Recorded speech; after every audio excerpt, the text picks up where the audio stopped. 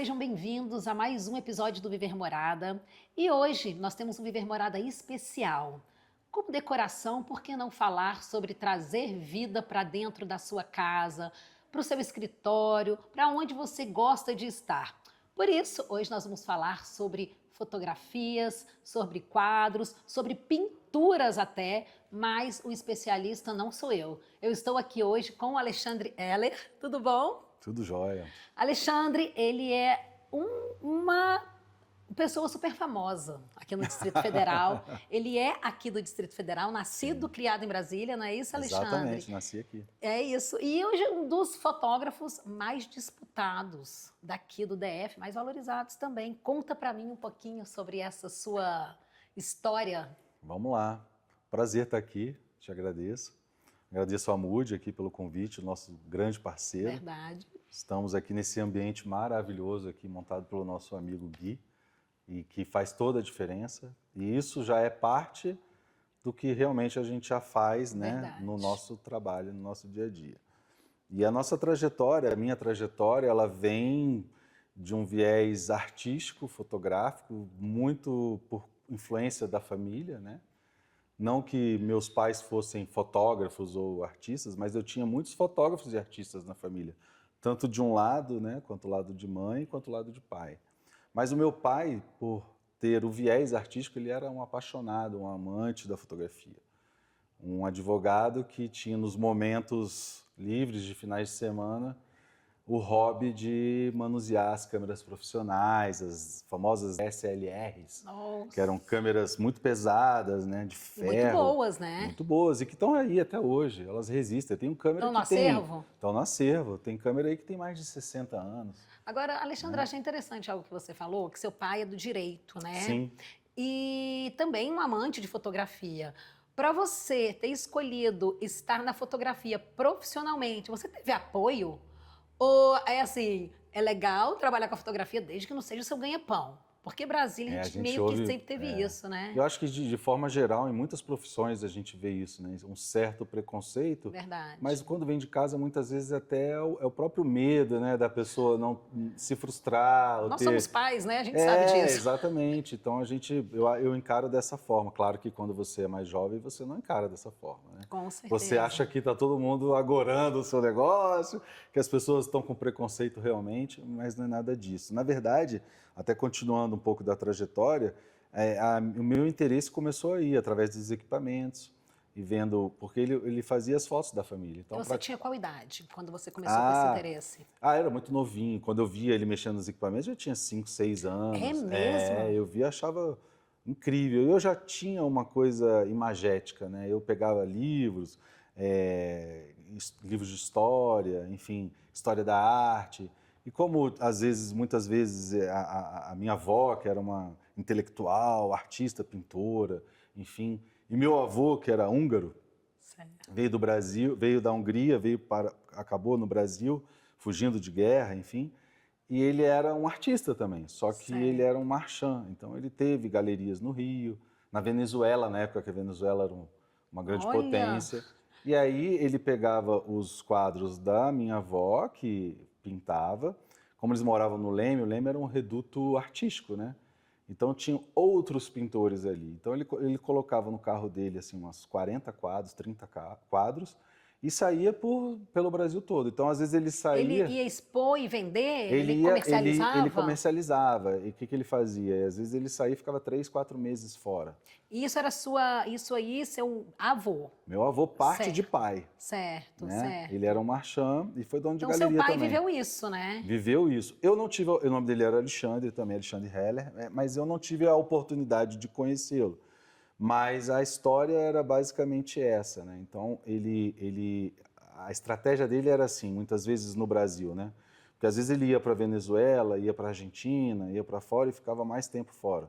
Mas ele ia sempre para vender os quadros. Certo. E aí a estratégia deles nas pequenas cidades, ele saía do Rio de Janeiro, enchia o carro de quadros, ia para as cidades do interior do Rio, de São Paulo, e ele já ia diretamente, como ele era um comerciante, né? Enfim, ele ia direto. Aquele tino, né? Já tinha visão. Exatamente. Ele ia direto para a casa do prefeito. Olha, bobo nada. Até porque ele chegava na casa do prefeito, o prefeito não estava, ele estava trabalhando na prefeitura, então estava a esposa do prefeito. Ó. E aí, quando ele chegava lá, tinha vários quadros já, enfim. Então, por que ele fazia isso? Porque na cidade do interior, naquela época, no Brasil, era assim, né? Era o prefeito, O era dentista, o advogado, médico, o juiz. o advogado e o gerente do Banco do Brasil. Eram as pessoas que mandavam nas pequenas cidades, né? Naquela época. E aí, ele, muito simpático, enfim, conseguia entrar na casa do prefeito, conversava com a senhora do prefeito, né?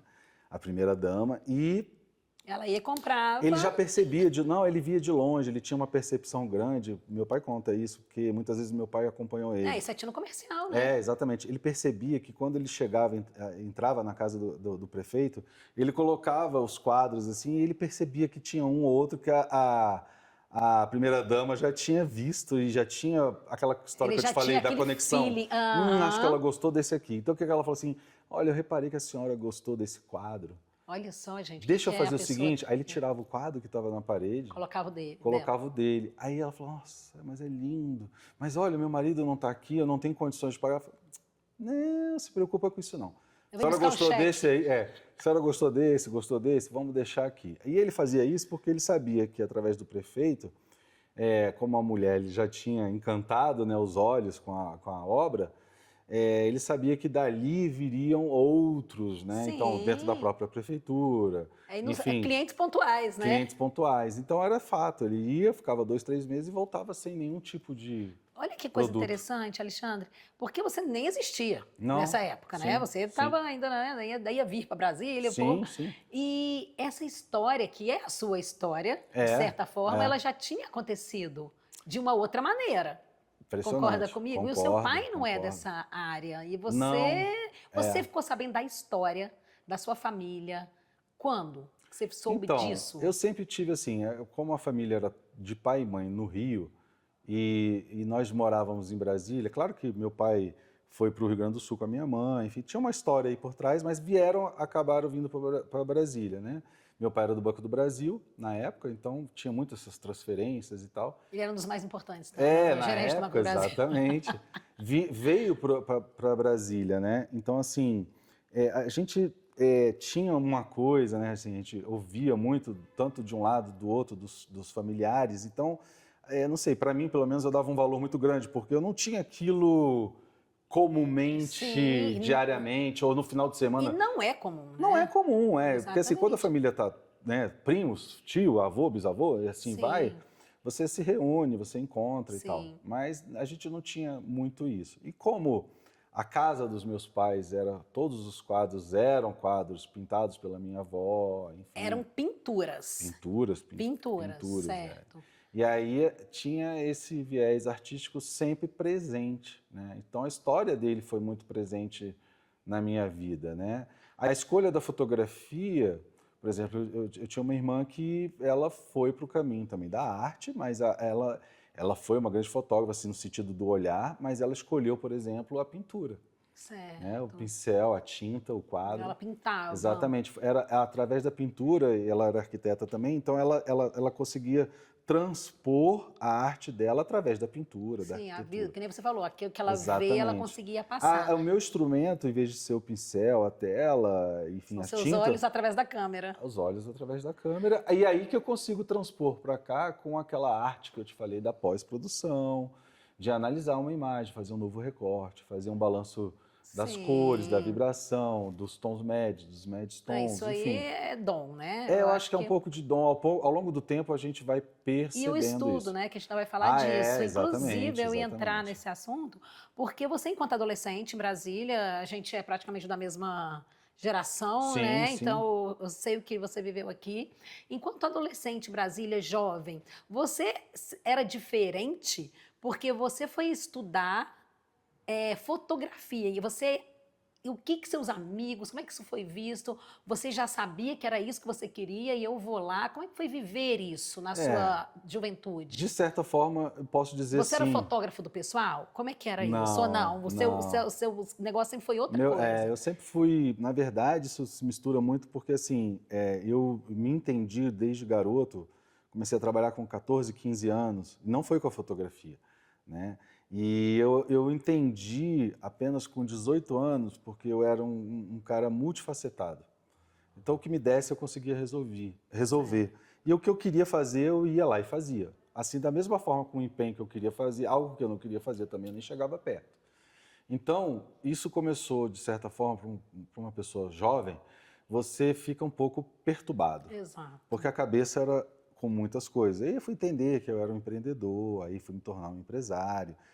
Atuei em outros campos, mas... isso é interessante. Mas o que acontece? Quando eu fiz 18 anos, perto dos 18... Precoce você, né? Bem precoce. Porque com 18 eu já tinha feito um monte de coisa e resolvi fazer outra. Não, com 15 anos eu montava computador, eu já tinha... e já tinha numa escala empresarial, mas eu fazia isso de natureza.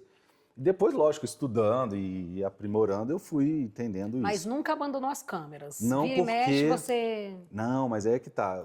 Essa paixão, eu aprendi com essa... Eu fui buscar uma ajuda, né? Porque eu comecei a ver que o fato de ser multifacetado e conseguir trabalhar com várias coisas ao mesmo tempo e aprender as coisas rápidas e muitas coisas autodidatas, complicou a cabeça. Complicou, eu comecei a ficar perturbado. E aí eu não me lembro exatamente quem... Gente, eu sou muito inteligente, eu faço tudo, e agora? Não, e aí eu fiquei assim, poxa, e agora, né? Aí alguém me indicou uma psicóloga que era da área labor. Era pintora? Era da área do labor. Era do labor. Sério? Vai lá, conversa com ela, vê, entende, explica. Aí cara, mas foi muito impressionante, porque em 2 sessões nós resolvemos a questão. Essa psicóloga é boa, hein? Ela é boa. Caramba! E dali, eu tinha 17 para 18, eu peguei aquilo ali e falei, poxa, é isso. Eu carrego isso para mim até hoje. Aí é onde entra e fala assim, pô, mas você atuou em outras áreas e a fotografia? Ela falou para mim o seguinte, olha a estratégia dela, muito objetiva. Ela falou o seguinte, nós vamos fazer uns recortes, jornal e revista, e você vai colocar numa folha para mim a sua árvore genealógica do pai e da mãe na área profissional. Aí eu falei, pô, eu conheço muito bem a minha família toda de um lado e toda do outro. Aí começamos com um recorte, meu tio era fotógrafo. O outro tio tinha uma loja de fotografia. Nossa. O outro pintava, o outro tocava piano, o outro fazia não sei o quê, o outro era escultor, foi morar nos Estados Unidos. Veio seu pai e foi para o Banco do Brasil. Eu tinha um primo do meu pai que ele era tão bom na costura, era um alfaiate. Que isso, gente, é muita... O americano veio aqui, pegou ele e levou para lá. E dali ele subiu para o Canadá e já tem mais de 50, 60 anos que fizeram família, se espalharam lá para cima. Então, depois que eu montei isso, ela olhou e falou assim... Você visualizou. Aí ela falou, aqui, ó, tá aqui, ó. É o seguinte, Alexandre, você pode fazer o que você quiser, tanto na área de exatas, na área de humanas, o que você quiser você pode fazer. Mas a fotografia você não pode deixar ela de lado. Sua essência. Aí eu falei, caramba. Aí começaram a surgir as possibilidades de fazer outros negócios que não tinha fotografia, mas a parte visual, a parte publicitária, a parte de fotografia, audiovisual, sempre caía na minha mão, além das outras coisas que eu fazia dentro da empresa, né? Mas eu trazia isso sempre para mim. Então, todas as empresas que eu participei, que eu tive sociedade, enfim, não foram poucas. Toda essa área da imagem vinha para mim. E hoje você é um artista renomado, né? Vamos falar a verdade. Olha, né? Na verdade, alguns fotógrafos vieram me falar que eu já era uma referência. E eu tomei um susto quando eu ouvi isso. Eu falei, só você não sabia? Não, eu não sabia. Gente. Eu juro, eu falei, não, para, como assim referência? Não, você já é uma referência. Aí me explicaram o porquê, enfim, aí depois você vai entendendo, mas isso é fruto de trabalho, a gente vai ficando mais velho e vai perdendo um pouco da noção do tempo. Quando foi? Existe um dia, existe um momento que você se lembra que você falou assim, aqui eu comecei e realmente eu me tornei um profissional da fotografia como arte. Como arte? Sim. Porque, na verdade, como fotógrafo profissional, eu já comecei nesse período dos 17, 18, aí eu me aventurei no mercado. Ganhando dinheiro com isso? Ganhando dinheiro, trabalhando sempre em com revista, imagens. Trabalhando em jornal. Não, eu comecei como todo mundo começa nas suas profissões, lá embaixo, assim, no sentido de eu preciso experimentar tudo da fotografia para eu entender o tamanho de possibilidades que ela pode me dar e aonde eu quero chegar com ela. Aonde eu quero chegar é o quê? Trabalhar com aquilo que vai me dar prazer. Né? Lógico que quando a gente fala de questão financeira, óbvio, gente, dinheiro é necessário, precisa, é a mola do mundo. Mas quando você faz algo que vem de dentro e eu consigo trazer com o meu olhar, deixar o meu olhar dentro da casa do cliente, é uma realização fora do comum. que não tem dinheiro que pague, entende? E você começou, então, como você mesmo falou, comecei do começo. Sim. Para jornal, para revista. E aí fiz você festa foi de fazendo o criança, seu casamento, nome? É mesmo? Então, assim, as pessoas começavam a me identificar como fotógrafo. Mas nesse caminho, o que aconteceu? Teve um outro momento, que foi a sua pergunta. Qual o momento que foi como artístico, né? Foi muito depois disso. Eu, na verdade, eu fui estudar primeiro Direito, eu me formei em Direito, né? Sou formado em Direito. Antes do Direito, eu fiz Contabilidade, né? E aí... Agora não tem como essa empresa dar errado. Ela tem contador, um advogado, gente. É mais ou menos isso. E eu fiz esse caminho muito, e de forma até meio empírica. Eu não tinha a experiência que eu tenho hoje, nem o conhecimento de caminhar por esses lados, do direito, da contabilidade. Sim. Não atuo na contabilidade, não atuo no direito, mas me ajudam muito com a empresa. Sabe fazer conta, né? Sei fazer conta, sei lidar com o meu contador, sei brigar, sei discutir, quero ganhar aqui, quero resolver ali, enfim. Então, eu estopei o direito, depois já tinha me formado, enfim, já estava trabalhando na área, e aí realmente eu entrei no mercado. Só que aí depois de 10 anos fazendo o trabalho duro do jornal, das coisas, fotojornalismo e tal. 10 anos não são 10 dias, né, Alexandre? Não. Aí eu resolvi fazer a minha faculdade de fotografia. Aí sim, aí eu fui em busca... Era um desejo? Era porque desejo. Eu precisava entender o que o lado acadêmico poderia agregar para o meu trabalho artístico. Olha que impressionante, né? Porque isso não morreu. Não. Foi fundamental, foi a melhor faculdade que eu fiz na minha vida. Não independente da instituição, é porque eu fiz a faculdade. Você quis aquilo. Eu quis. E aí lá dentro, por querer... Você curtiu? Curti demais. E curti muito porque lá dentro, e é muito bom hoje, quando você fala assim, mas você é uma referência. Eu posso dizer que sim, porque hoje o camarada que me apresentou isso, hoje ele me liga para perguntar o que ele faz. Olha, o mestre está ligando. O mestre está ligando. Eu falo, cara, que está me ligando? Aí ele fala, o que você quer, meu amigo? Meu professor, ele fala assim, olha, estou precisando mandar um quadro lá para Belo Horizonte, quero imprimir em tal papel, não sei. Mandei uma relação para ele, você vai aqui, você quer Brasília? Tem esses lugares. Você quer Goiânia? Tem esses lugares. Você quer Rio? Tem esses lugares. Você vai instalar onde? Belo Horizonte. Está aqui o nome do instalador, está aqui o nome o contato dele, tudo para você. Você tem todos os contatos? Você tem tudo Tem, porque completo. hoje eu faço isso em Brasília, mas eu, como distribuo tanto para o Brasil e fora, eu tenho fornecedores em São Paulo, tenho fornecedores no Rio de Janeiro, em Salvador, que fazem dentro do que eu já conheço o trabalho, dentro do padrão que eu preciso ter. Certo. Agora uma pergunta. O que o Alexandre Heller faz hoje? Qual que é o trabalho? Quem é você? Eu sou isso aqui. Hoje eu trabalho e, assim, eu tenho muitas parcerias aqui, como na Mood, a gente tem uma parceria muito forte há mais de 3 anos, né? E que a gente tem uma diversificação, tanto nas imagens, na relação com as pessoas que ajudam aqui dentro, porque aqui é um material de alto padrão, móveis de alto padrão, né? O meu trabalho é algo que é supérfluo, entra no final, muitas vezes o cliente, ele já esgotou o caixa dele, ele não tem mais aonde... Supérfluo, né? entre aspas, no né, sentido, gente? No sentido porque, assim, em termos de uma obra, de uma reforma, né? A pessoa está focada realmente na poltrona, nas coisas, é gasto demais. Mas aí ela olha para a parede e fala, isso aqui está tão sem graça. Ela vai chegar nesse ponto, não tem jeito. E aí ela pode estar sem o dinheiro dela. Se ela se conectar com uma imagem, ela vai querer. E a gente dá toda essa possibilidade para ela, sem dar trabalho para o cliente, sem dar trabalho para o arquiteto. Inclusive, a gente facilita e ajuda, né, para que cresça. Então, hoje eu sou uma empresa que trabalha no campo audiovisual, né? Eu tenho minha sócia, que é a Carol, minha esposa.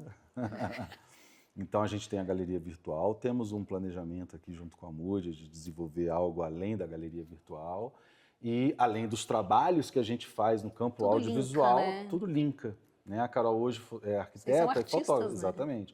Ela fotografa ambientes de arquitetura onde estão as minhas imagens, então acaba que tudo está interligado. Né? Então, hoje a gente é uma empresa e eu estou sempre trabalhando, mas aqui o meu planejamento foi sempre dar continuidade, eu não tenho pressa, eu não tenho agonia, deixa as coisas acontecerem. E elas estão acontecendo. Elas estão acontecendo. Exatamente. Antes, né, da gente começar aqui, a gente estava conversando e você falou algo muito interessante, porque eu olhei uma imagem que vai passar aí para quem está assistindo, que é a imagem desse barco, que você falou que foi lá em Vitória do Espírito Santo, Foi né? no Espírito Santo. E eu cheguei, eu fiquei quase hipnotizada por essa imagem, por conta da profundidade, por conta das cores, do movimento, né? Você até, inclusive, achou que era uma pintura.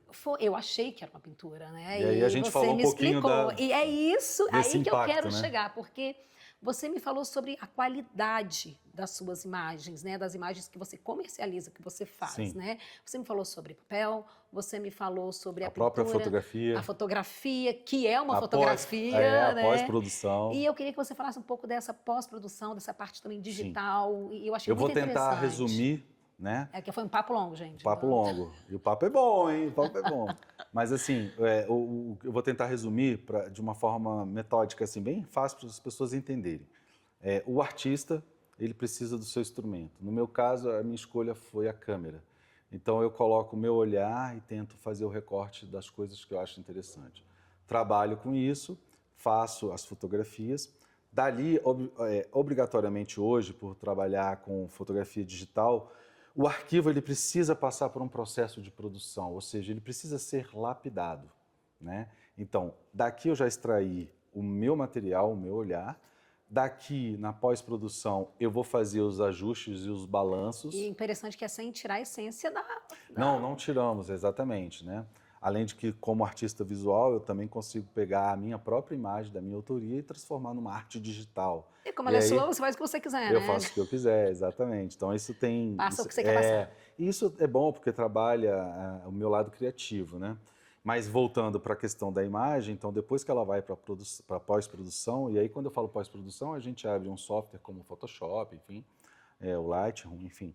E aí a gente consegue fazer todo o ajuste necessário para trazer mais contraste ou diminuir o contraste, trazer as altas luzes, as médias e as baixas, trazer mais vibração, mais saturação. O que você quer mostrar, né? O que eu quero evidenciar, eu posso recortar, eu posso trazer algumas coisas em evidência, eu posso fazer infinitas coisas dentro da pós-produção. Esse momento demora, Alexandre?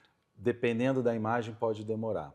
Mas, assim, demora geralmente porque a gente vai em cima dos detalhes. Então, como a gente está na tela, a gente tem possibilidade de pegar uma imagem e dar um zoom muito grande para ver se tem alguma sujeira de sensor, ou se até algum pontozinho que está na própria imagem, na hora de impressão, pode dar um aspecto de sujeira. Sim. Então, são muitos detalhes que a gente tem que verificar. Né? Depois que isso acontece, eu chego à conclusão final, eu exporto isso por um arquivo especial para que ele possa ir para o processo de impressão. Aí é que começa... vamos dizer, a coisa da vida, né? Porque aí quando a gente fala de impressão fine art, a gente está falando de impressora especial, está falando de tinta especial e está falando de papel especial. Isso agrega um valor muito grande, porque não é só isso. A questão é que, além de trazer uma questão imagética muito mais reluzente, muito mais real, a gente tem uma longevidade. Rapidinho, aquela imagem que você edita, digamos assim, né, ali na tela, quando você faz essa impressão, você não perde nenhum tipo de cor sendo essa impressão que você faz hoje? Excelente pergunta, adorei a sua pergunta, porque é o seguinte, antigamente, quando nós fazíamos impressão normal, em offset, em gráfica, trabalhava com uma impressora, se trabalha ainda com uma impressora em 4 tanques de tinta, né, o CMYK, né? Que é o ciano, o magenta, o amarelo e o último, o preto. Certo. E aí a gente sempre teve um problema muito grande, porque na pós-produção, o preto, na hora de imprimir, ele tinha aquelas... Perde pigmentação, perde ou ganha, isso? ou era brilho, demais. Não sai aquilo. Não sai aquilo. Já no processo de impressão fine art, a gente está falando de uma impressora que trabalha com 12 tanques de tinta. E essa tinta não é uma tinta comum, é pigmento mineral, ou seja, é tudo extraído do solo. E ela não trabalha como CMYK. Literalmente pigmento, né? É pigmento, exatamente. Natural, né? É um processo, esse processo de impressão fine art já existe há mais de 30 anos e existem várias características para se dizer que é uma obra autenticadamente fine art, mas assim, são mais de 70 itens. Então a gente não consegue fazer isso, a gente tem que trazer o quê? Durabilidade e longevidade.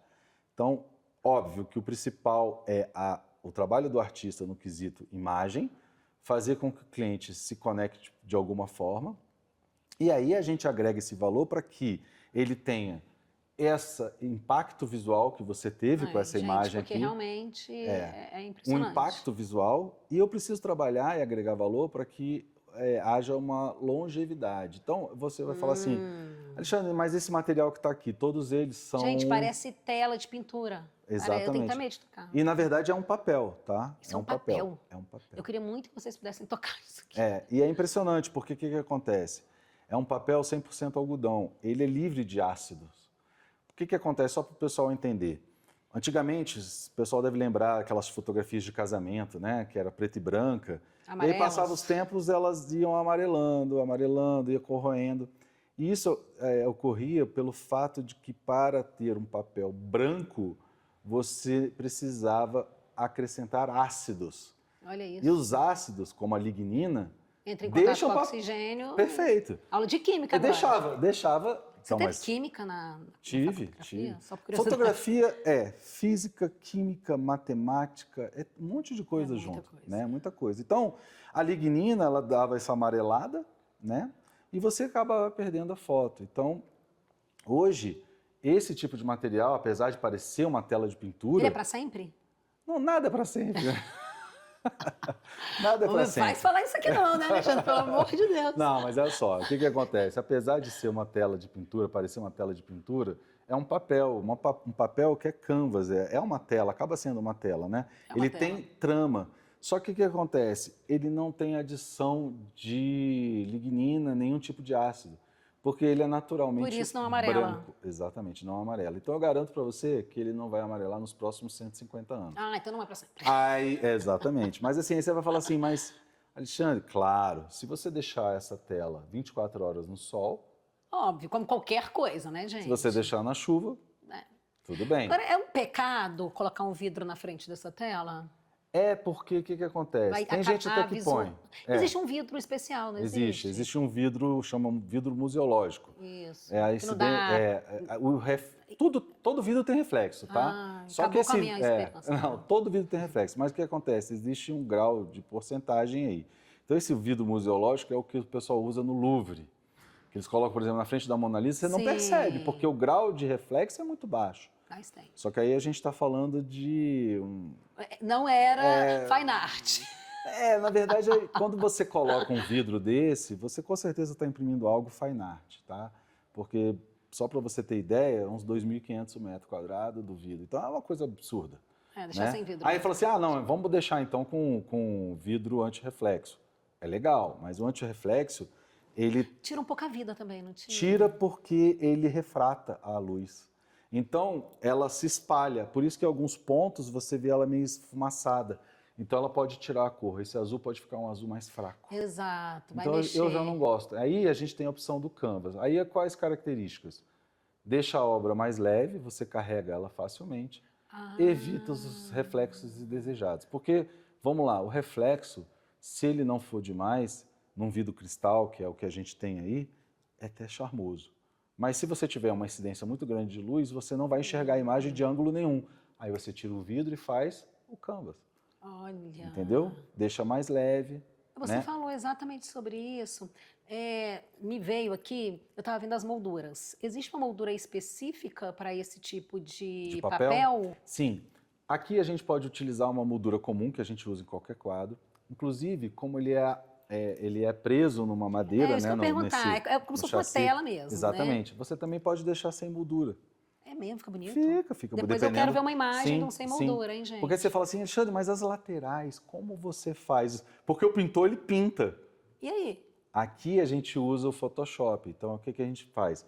A gente deixa uma margem e espelha. Ou seja, eu pego essa imagem daqui e mando ele espelhar. É como se fosse o esfumaçado. Aí entra a tecnologia. Aí sim. O que é espelhar? Esse lado que você está vendo... De dentro. Que a gente consegue ver, a parte que vai para dentro, a inteligência artificial constrói a continuidade da imagem. Então, se você deixar sem a moldura, você vai ver esse branquinho da catedral, você vai ver o azul bonitinho de cada lado. A inteligência artificial te ajuda, mas ela nunca vai ter o olhar do Alexandre, né? Não, ela me ajuda a fazer os detalhes, mas o olhar não. Inclusive, tem muita gente que acredita que a inteligência artificial vai acabar... Pode diminuir, mas assim, sempre vai ter alguém que vai ter que fazer o prompt. E quem faz o prompt é o técnico. É verdade. E aí... Será que vão olhar essa nossa entrevista daqui a anos e falar, ih, eles estavam errados? não sei, né? Que fique gravado, Carol. Quem sabe, né? Mas então, em relação a isso, é interessante. Aí você fala assim, Alexandre, mas, poxa, como é que você sabe que vai durar 150 anos? Esse papel é um papel Hahn Miller, é um papel alemão. A fábrica tem mais de 300 anos.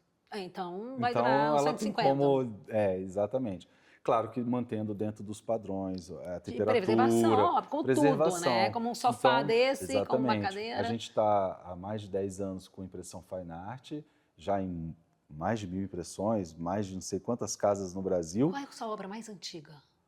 Poxa, agora você me sabe, pegou, não? cara, você tinha que me perguntar Como disso. assim? Olha, eu acho que, agora eu não me recordo, mas acho que foi uma das imagens do deserto do Atacama. Você tem ela aí, não?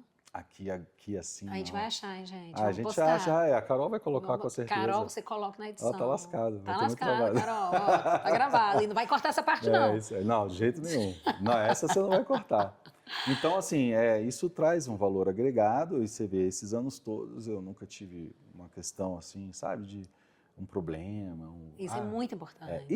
Porque problemas acontecem, né? Tudo na vida. Tudo acontece, mas a gente está aqui para dar essa garantia. A solução é o Alexandre. Teve até um cliente que perguntou assim, mas então é vitalício? Olha, enquanto eu estiver aqui na Terra, é vitalício. Pode ficar tranquilo, que se tiver Coma algum bem, problema de bem. produção, exatamente, a gente está aqui para resolver. Eu quero o cliente feliz. Então, hoje eu fico feliz porque eu tenho clientes, porque assim, né, o cara tem a casa, o cliente tem a casa, né, aí vai lá e coloca um monte de quadro, mas, pô, você tem um cliente recorrente, aquele que daqui a 1 ano, 2 anos vai voltar a você, para você decorar a casa do filho ou o quarto da filha. Isso é muito gratificante. Alexandre, eu vou mudar de casa daqui mais ou menos 1 ano. Eu vou procurar a gente vai você, se preparando. tá? Eu tenho muitos clientes que são legais assim, eles entram em contato, porque a gente tem uma movimentação muito boa via internet também, né? Nas redes. E tem clientes que falam, Alexandre, eu adoro o seu trabalho, mas agora ainda não tenho condições de investir. Aí eu falo, pô, legal, não tem problema. Você sabe que muitos clientes voltam 1 ano, 2 anos depois. Não tem problema, se você tiver dinheiro, você me procura. E eu parto do princípio do seguinte, dentro do meu acervo, todas as imagens que eu já fiz e que estão disponíveis para as pessoas escolherem, eu acho que todas já têm um dono. Vou começar com uma pequenininha. Todas já têm um dono. Ali. Todas já têm um dono. Isso é E é impressionante. Falo, uma hora vai. A gente vai crescendo. Alexandre Heller vai cada vez ficando maior na casa da gente, não é isso? Isso aí, é exatamente essa a ideia. E aí a gente vai colocando um pouquinho do nosso olhar, da nossa arte, junto com toda essa composição. Que é um ponto que eu sei que você queria tocar e talvez acho que é o encerramento do nosso... gente, infelizmente o diretor já veio 5 vezes, a Carol já coçou a cabeça.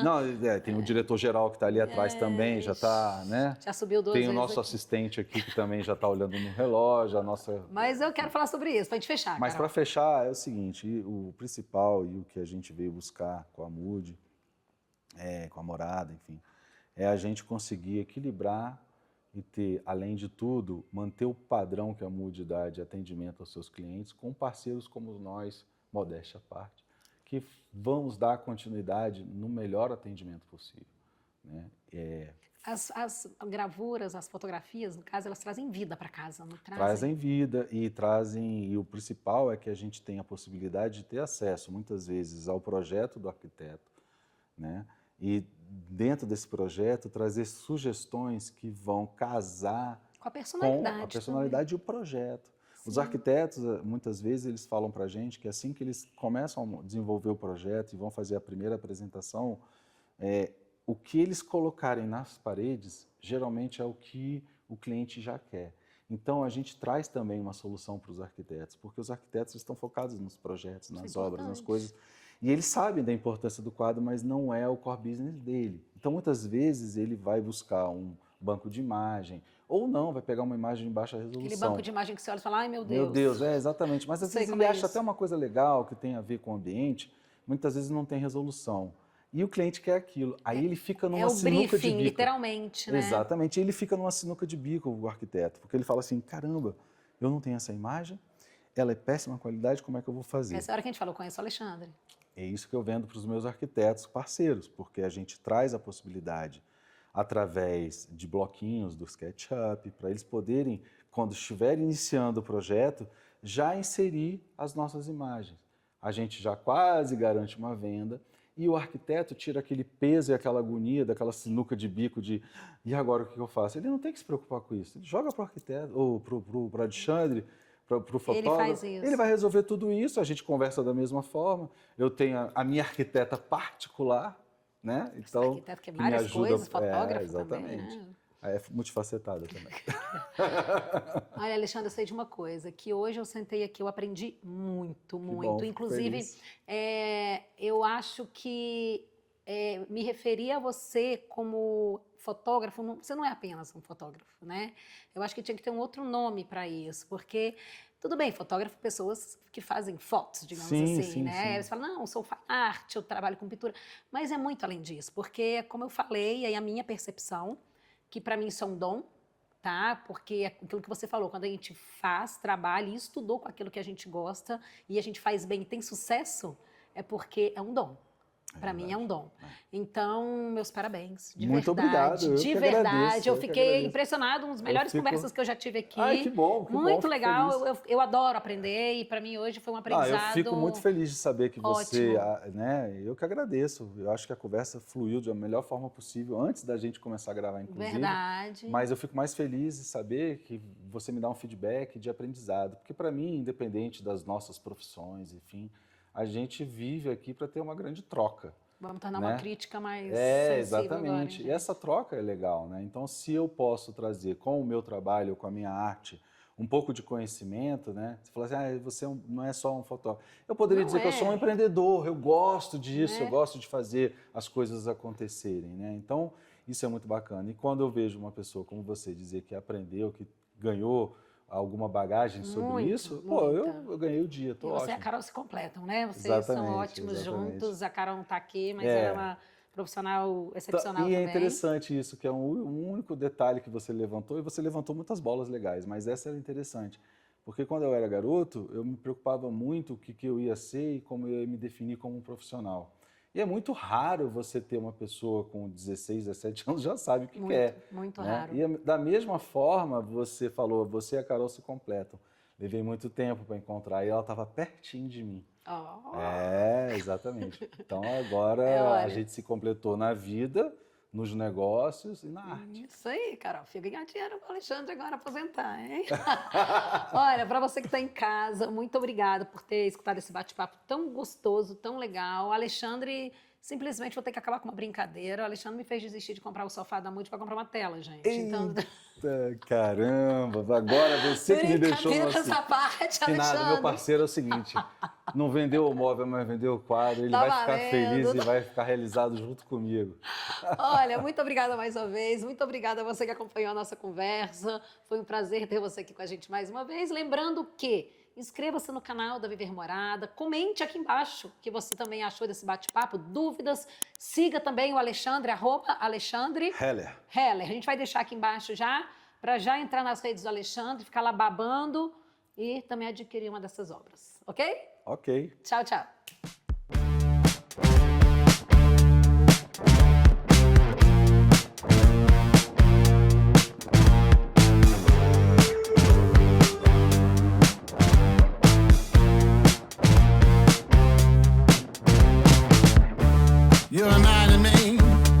You reminded me of that this morning.